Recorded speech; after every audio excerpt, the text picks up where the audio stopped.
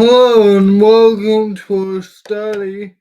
We're going to talk about a topic that Rob Trevino has asked me to touch on, and it's a topic that is sweeping through our nation. And many innocent people are dying every day from it.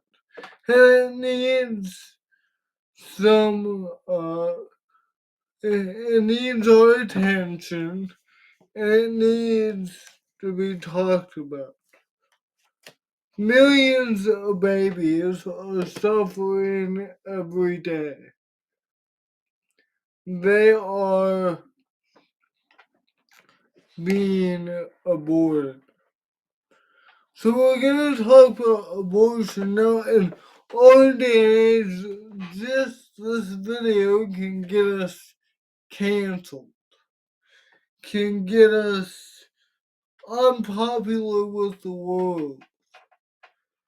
Well, let me show you the scope of what we're talking about today when we talk about abortion. This is something that, according to the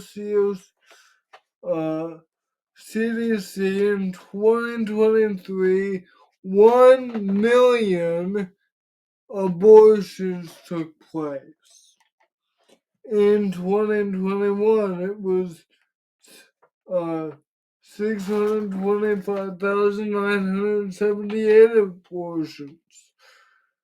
In 2020, 930,160 innocent babies aborted. 860 million in 2017. I believe this was before the Roe versus Wade, and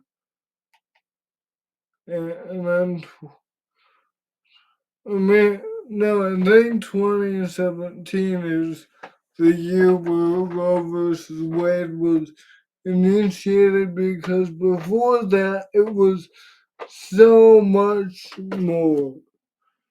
916,460.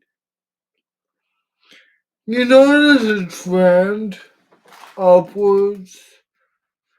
Every year it seems like more and more innocent people are being murdered, being aborted. This is something that is so prevalent, it is worth spending a couple minutes and arming ourselves as to what we can do.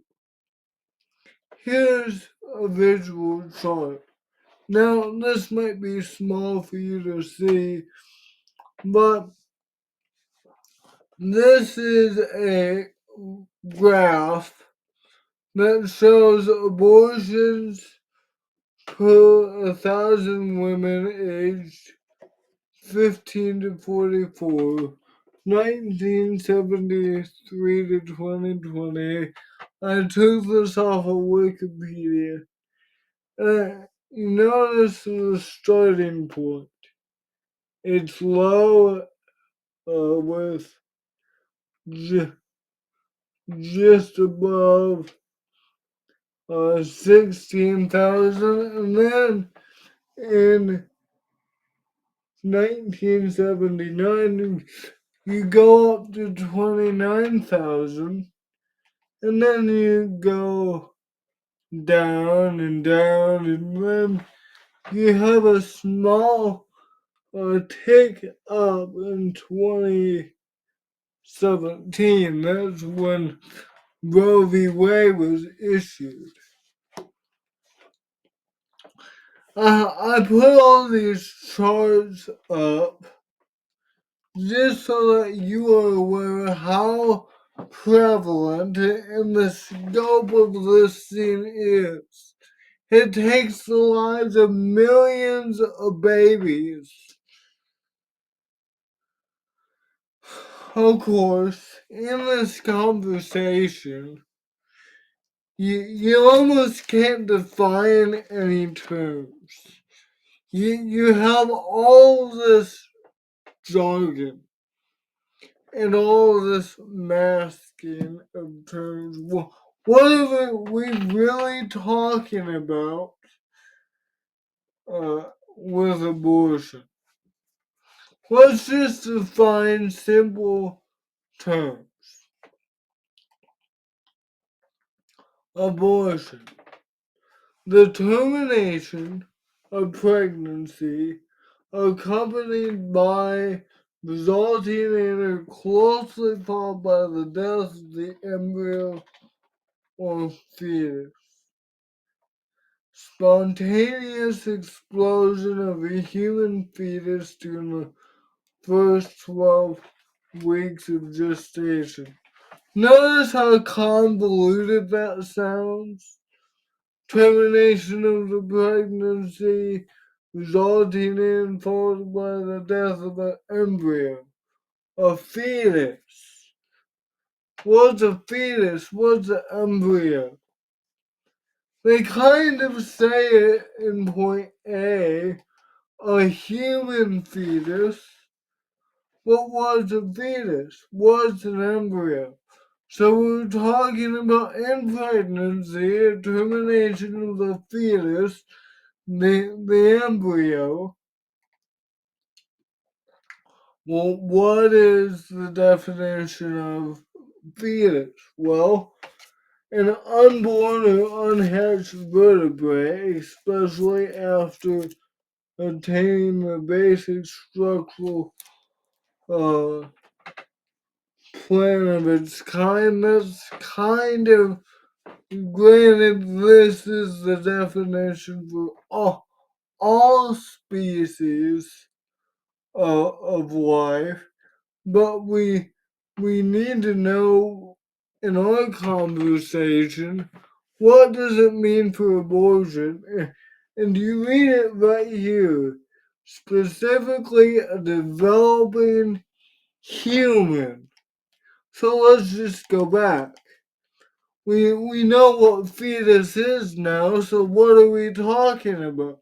Well, we are talking about the termination that results in the death of a human being. Termination of a pregnancy after accompanied by resulting in and closely followed by the death of the embryo. Induced explosion of a human fetus. Notice be there. An abortion, it's induced. It's not the child is stillborn. A human being dies. It's induced.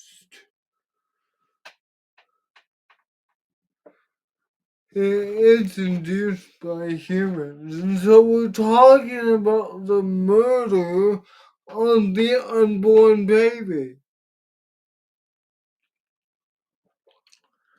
Notice how they make it sound not as bad, you know?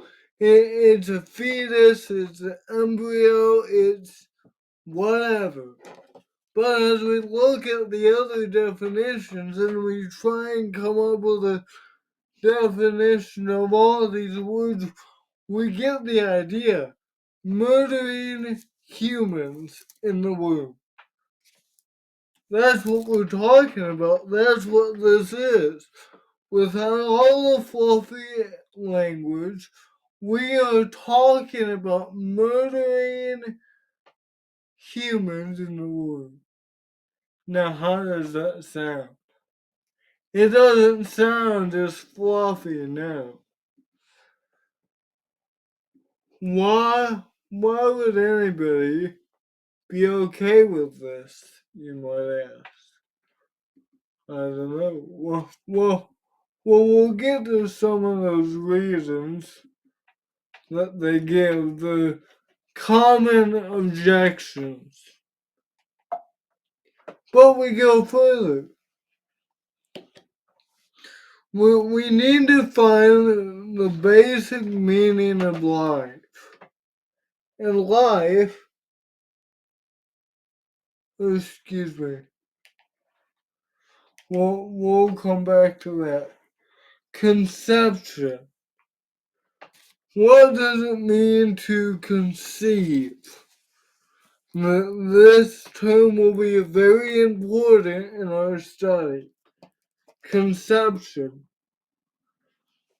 The process of becoming pregnant involving fertilization, implantation, or both.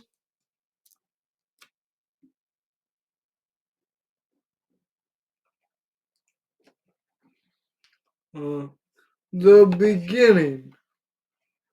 The capacity, function, or process of forming or understanding ideas of abstraction. Anyways, definition one is what we want. The process of becoming pregnant involving fertilization, implantation, or both. So when the egg is planted in a mother, that is when the baby is that is conception. Now the question arises, is it living? What is the definition of having life? Well,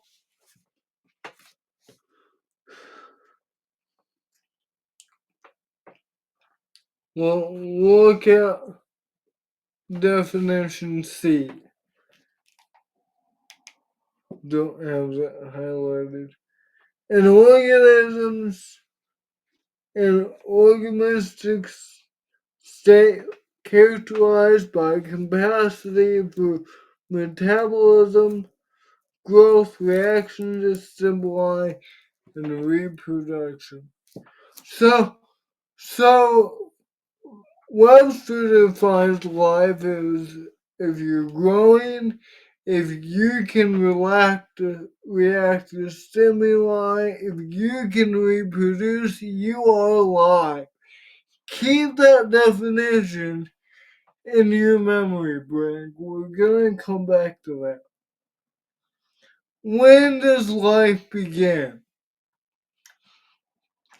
Does it begin at conception?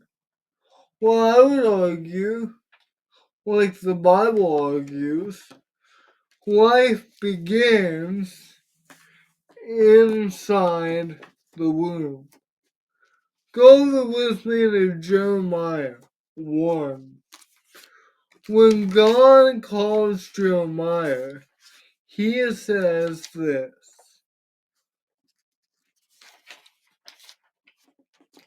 Jeremiah 1:5.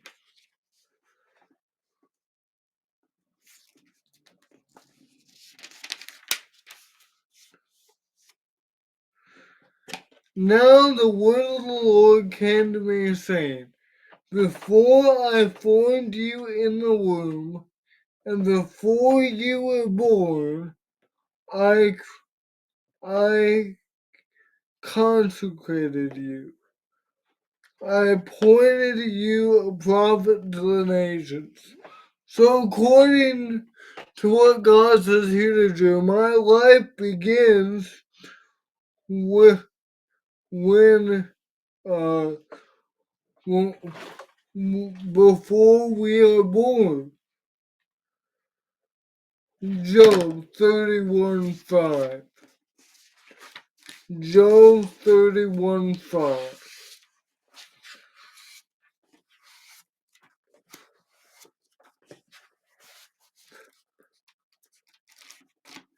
Have your Bibles out. I don't have any of this on the screen. It's important for you to know that this isn't coming from me. Notice this. Job 31:15. Job asked, "Did not he who made me in the womb make him? And did not one fashion us in the womb?"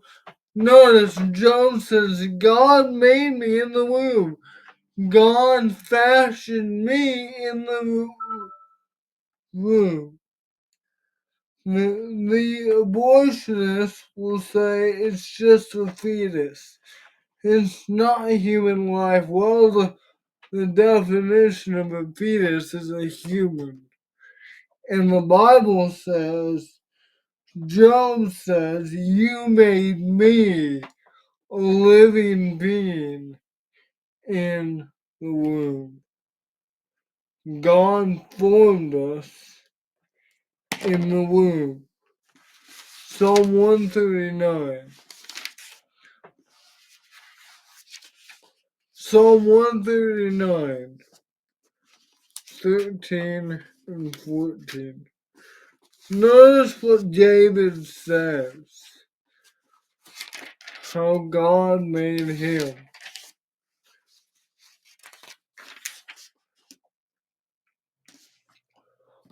For you formed my inward parts.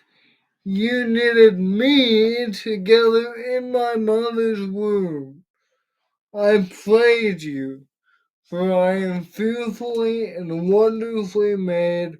Wonderful are your works. My soul knows it very well. David says in the psalm that God, you formed my inward parts. You knitted me together in my mother's womb.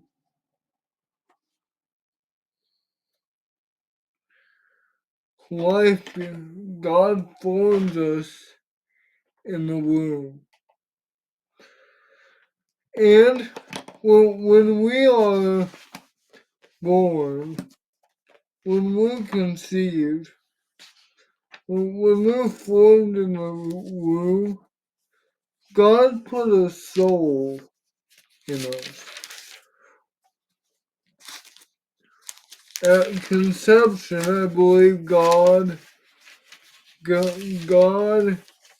gives man a soul. Look how God made Adam in Genesis 2:7. Then the Lord God formed the man from the dust of the ground and breathed into the nostrils the breath of life, and the man became a living creature. Some versions say a man became a living creature. Soul. Ecclesiastes 12 verse 7. Ecclesiastes 12 verse 7.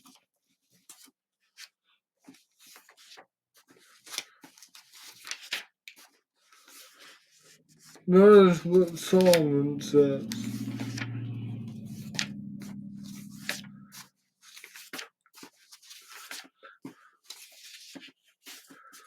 Giving him plenty of time to find this.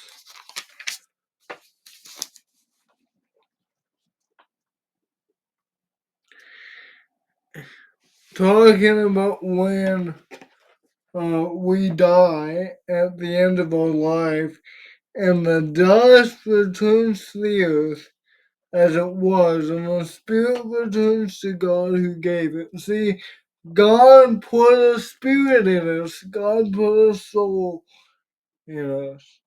At our creation, like he did with Adam in Genesis 2.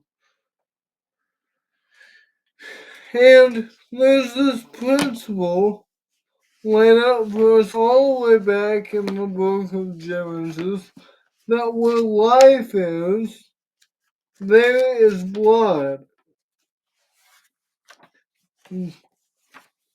Excuse me. Where blood is, there is life.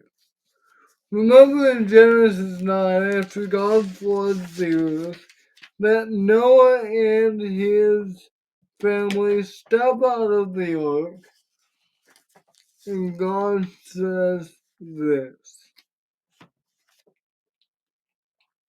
And God blessed them and their sons and said to them, Be fruitful and multiply and fill the earth.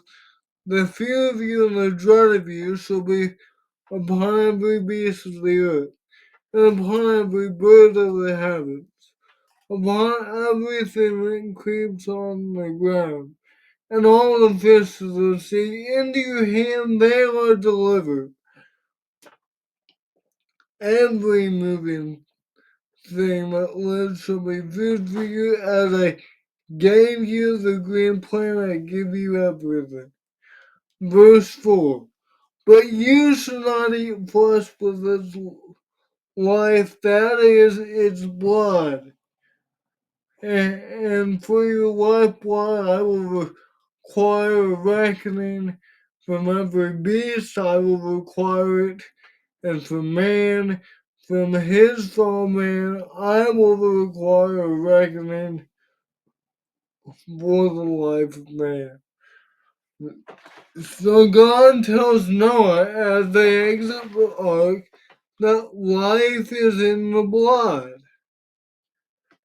That's why we are not to eat flesh, eat life. God almost spells this out more clearly in Leviticus 17. Leviticus 17, 10 and 11.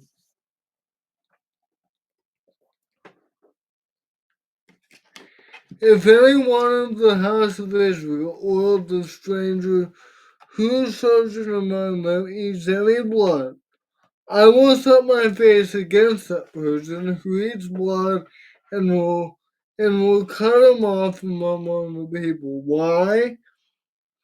Verse 11. For the life of the flesh is in its blood.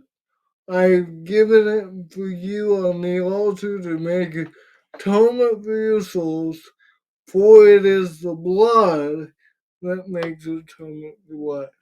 So whenever there is life present, there is blood.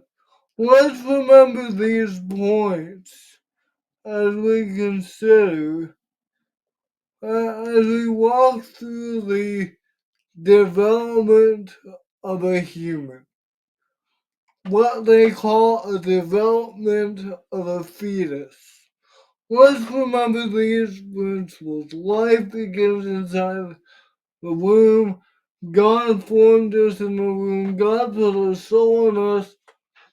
Where there's blood, there's life. I'm going to take you through a pregnancy. We're going to describe what's happening every month. And you tell me if this is a human. Week 1 to 4. The baby is developing the structure that will eventually form the face and neck. The heart and blood vessels, life, continue to develop. The lungs, stomach, and the liver start to develop. Week 8. The baby is now a little over half an inch in size. Eyelids and ears are forming. The arms and legs are well formed. The fingers and toes grow longer and more distinct. So week 8, he's starting to get eyelids and ears. He's already got well formed arms and legs. And he's beginning to develop fingers. Week 12. The baby measures about 2 inches and starts to make its own movements. Week 13, week 16, the baby now measures about 4.3 to 4.6 inches and it weighs about 3.5 ounces. The baby's fingers and toes ha- have fingerprints. You can now DNA this baby. You have prints. Week 20.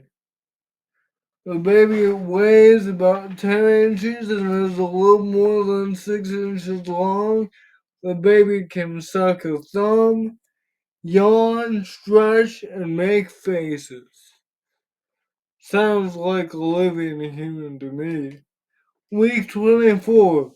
The baby weighs about 1.4 pounds now and responds to sounds by moving or increasing their pulse. The baby may be able to sense being upside down in the womb. So now there's some self awareness of what's going on. Week 28. The baby weighs about 2 pounds, 6 ounces. The baby could survive and born early. Week 32. The baby weighs about 4 pounds. Between now and delivery, your baby will gain up to half their birth weight. Week 36. Notice. The brain has been developing rapidly. Is this human not alive if it has a brain? The lungs are nearly fully developed. The head is usually positioned down into the pelvis by now. He's ready to come out.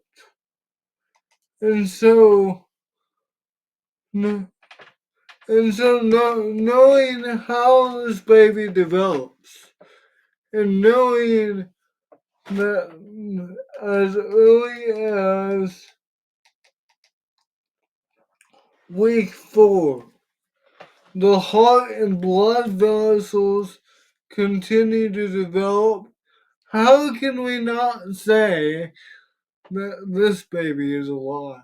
Just going through the pregnancy. This, can you honestly say that is not a human? I can't. What is the value of human life? Why do we care? Why talk about this? Well, first off, we're made in the image of God. Genesis 1:28,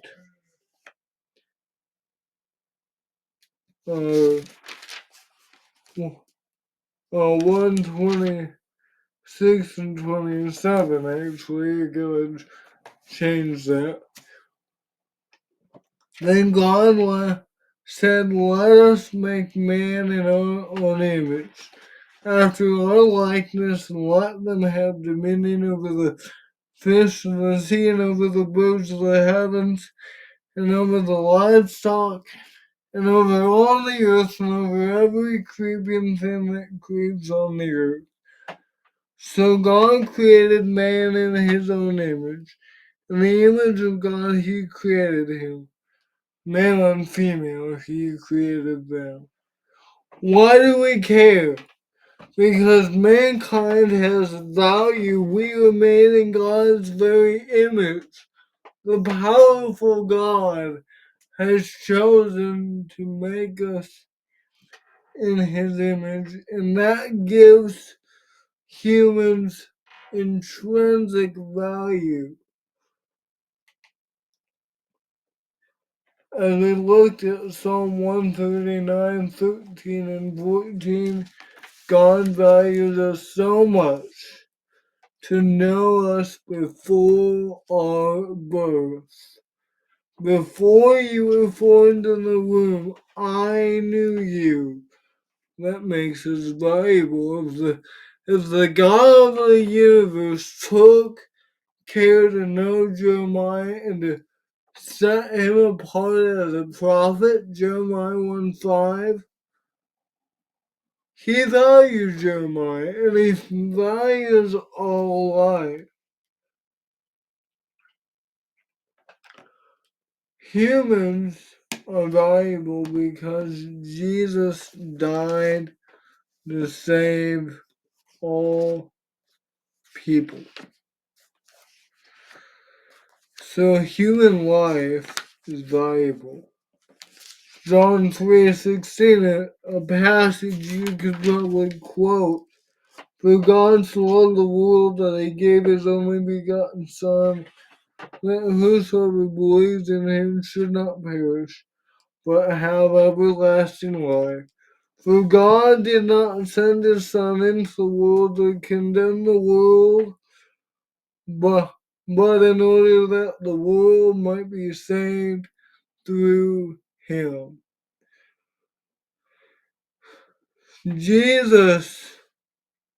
God sent Jesus to pay the price for human life, and that price was his blood. Titus 2:11 tells us that the grace that brings salvation has appeared to everybody.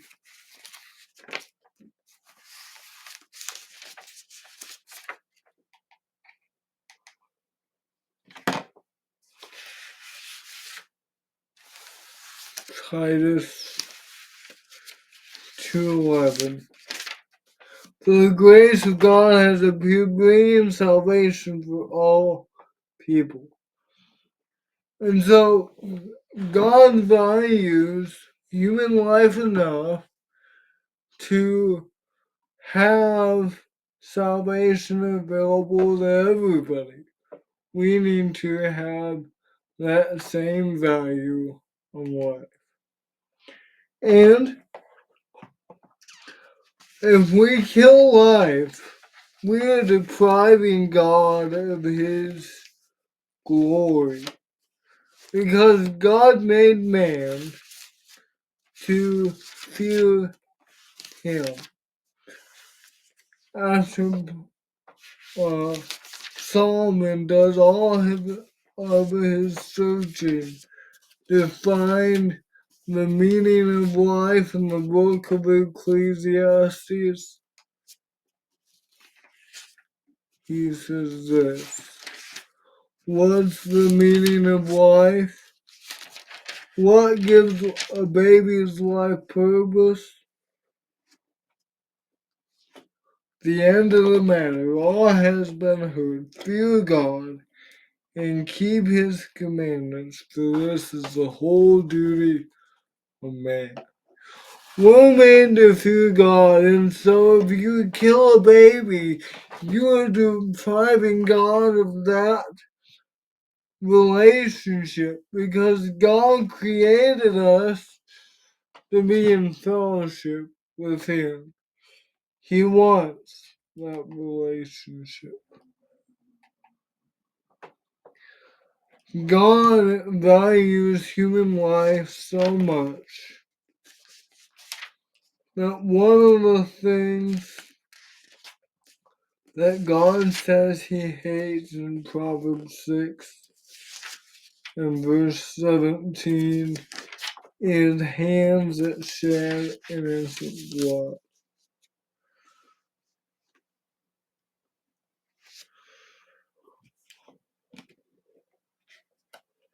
There are 6 things that the Lord hates, 7 that are an abomination to him. Haughty eyes, a lying tongue, hands that shed innocent blood. How much innocent can you get than a defenseless baby? The Lord hates that. All throughout Scripture, from the beginning of time, God calls his people to plead for the innocent. Stand up. stand up for the innocent. Exodus 23, 6 through 8. Notice this. You should not pervert the justice due to the poor in his lawsuit. Keep far from a false charge and do not kill the innocent and righteous, for I will not acquit the wicked. And you shall take no bribe, for bribe blinds the clear sighted and subverts the cause of those who are right. Proverbs 24.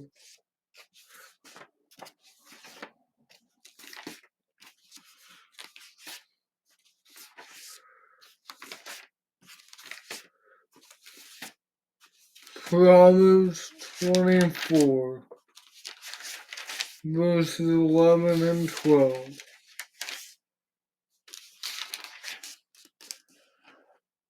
Rescue those who are being taken away to death. Hold back those who are stumbling to the slaughter. This would include the innocent babies. If you say, behold, we did not know this, does not he who weighs the heart perceive it? Does not he who keeps watch over you soul know it? And will he not repay man according to his work?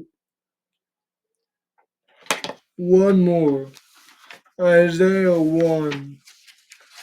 Notice one of the sins Israel was doing is neglecting the innocent.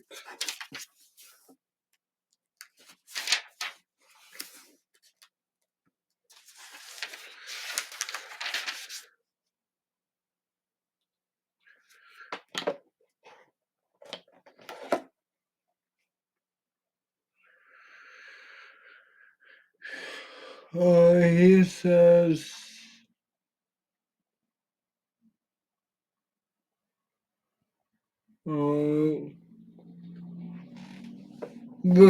Isaiah 1:16 through 18. Wash yourselves, make yourselves clean, remove the evil of your deeds from my eyes, cease to do evil, learn to do good, seek justice, correct oppression, bring justice to the fatherless, plead the widow's cause. See, God is a God of justice. He wants justice done, and it is not justice to kill the unborn, their innocent blood. God hates that.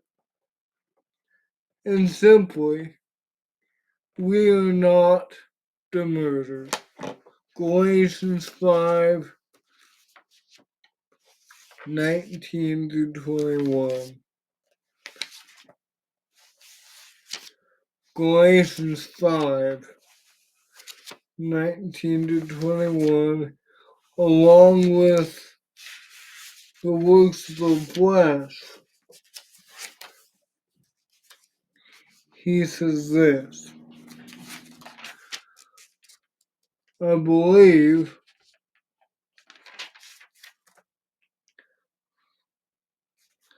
now the works of the flesh are evident: sexual immorality, impurity, sensuality, sorcery, enmity, strife, jealousy, life of anger, revelries, dissensions, divisions, envy, drunkenness, orgies, things like these.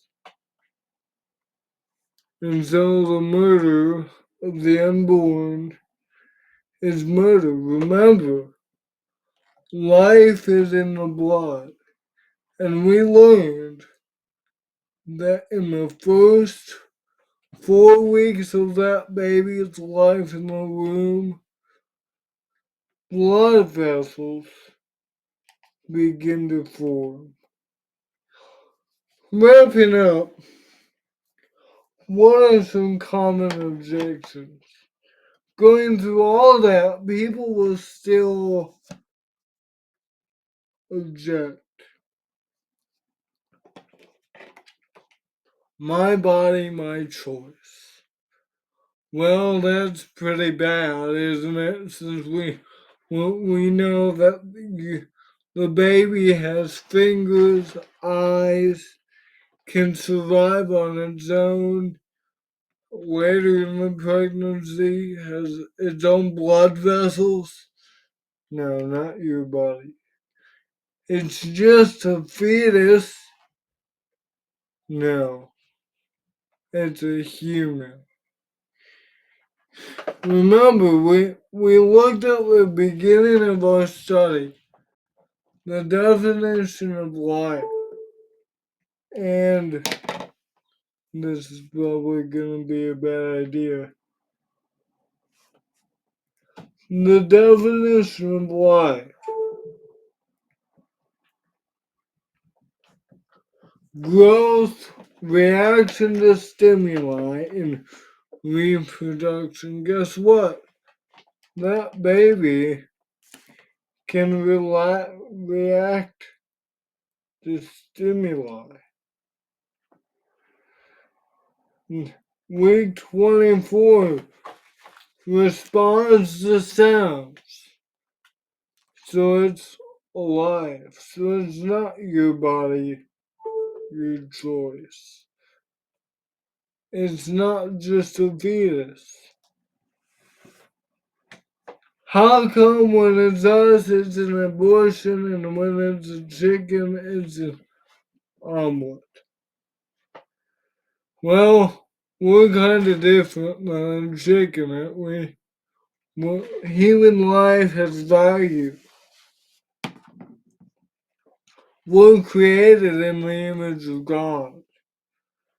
That's why Genesis 9, as we looked at, says we can't shed man's blood because he was created in the image of God. Chickens were given as we were given dominion over the animals. We can read that in Genesis 1.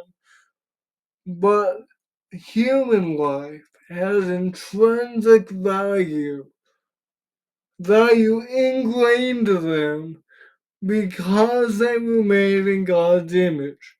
Chickens weren't. It's really easy to say that you're 100% against abortion when you never have to make that decision. And you know what? I will never have to make that decision because it's not an option in the Christian worldview. God values life. It's not an option. It shouldn't be a decision. So as we conclude, what if I don't like, I'm not ready to be a parent, or maybe I've been raped, I've been molested. Is it if I can't get an abortion, if life has value, what do I do? Well, a good alternative to abortion is adoption. We have all been adopted. From a biblical standpoint, we've been adopted in Ephesians 1, 4, and 5. Ephesians 1, 4, and 5. I keep doing that. I may have dyslexia today. Sorry. Ephesians 1, 4, and 5. We've been adopted. Notice what Paul says. even as he chose us in him before the foundation of the world, that we should be holy and blameless before him in love. He predestined us for adoption to himself as sons through Jesus Christ according to the purpose of his will. We've all been adopted. And so if you don't want the baby, there's families who do. Romans 8:15 talks about how we've received the spirit of adoption.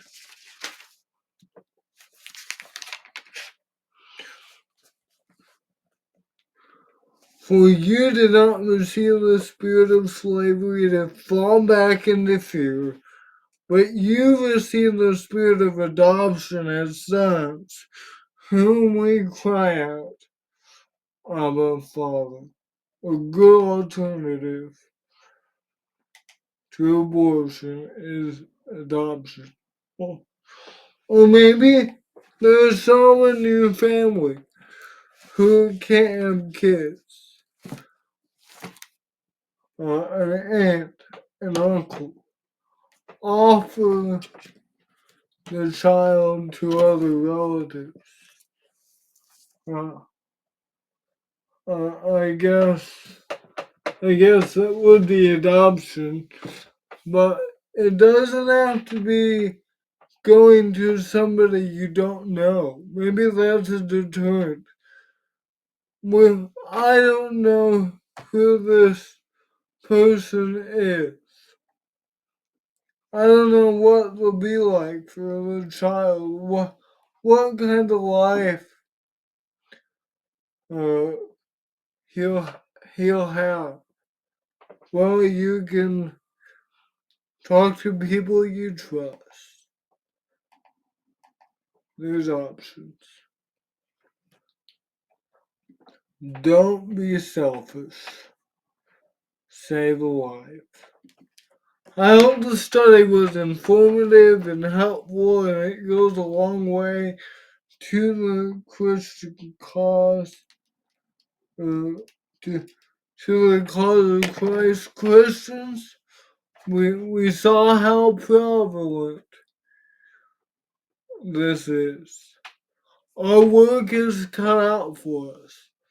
And so do whatever we can to let people know life has value. If you're on the fence, hopefully, by the things we've talked about today, you are convinced that life has value and abortion is not the way to go. Thank you all for being here, and I look forward to seeing you in the next study.